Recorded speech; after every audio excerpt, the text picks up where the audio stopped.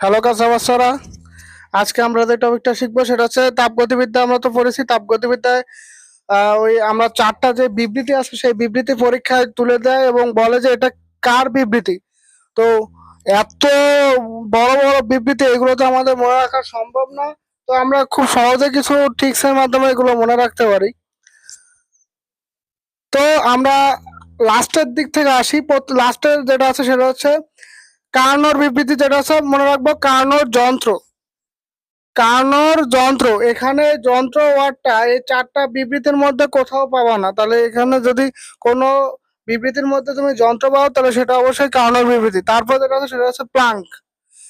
কোনো বিবৃতির মধ্যে যদি ইঞ্জিন পাও তাহলে মনে রাখবো সেটা হচ্ছে প্লাঙ্কের বিবৃতি। তাহলে মনে রাখবো যে প্লাঙ্কের ইঞ্জিন, কার্নোর যন্ত্র, প্লাঙ্কের ইঞ্জিন।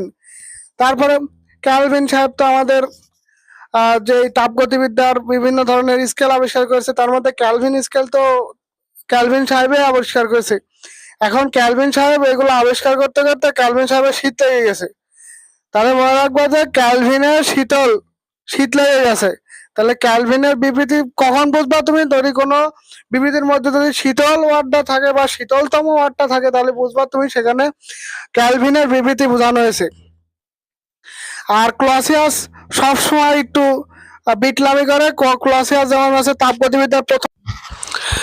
তাপগতিবিদ্যার প্রথম সূত্রকে ক্লসিয়াস সাধারণভাবে প্রকাশ করে। সে বলছিল যে ডিকিউ ইজিক্যাল টু ঢাকা বিশ্ববিদ্যালয় প্লাস ডিডাব্লিউ। তো এই ধরনের বিটলামি কাজ করেছে সে, এর জন্য আমরা তাকে ঘরের বাইরে বের করে দিয়েছি। তাহলে কোন বাইরে ওয়ার্ডটা যদি কোনো বিবৃতির মধ্যে থাকে তাহলে আমরা বুঝবো সেটা হচ্ছে ক্লসিয়াসের বিবৃতি। কেন ক্লসিয়াস? ওই যে তাপগতিবিদ্যার প্রথম সূত্রের পরে একটা সূত্র ওই ক্লসিয়াস বিটলামি করে দিয়ে দিয়েছে। এই কারণে আমরা মনে রাখবো যে বাইরে ক্লসিয়াসকে আমরা বাইরে ঘাট ধাক্কা দিয়ে বের করে দিছি। তো এইভাবে আমরা এই যে চারটা বিবৃতি আছে সেইভাবে মনে রাখবো।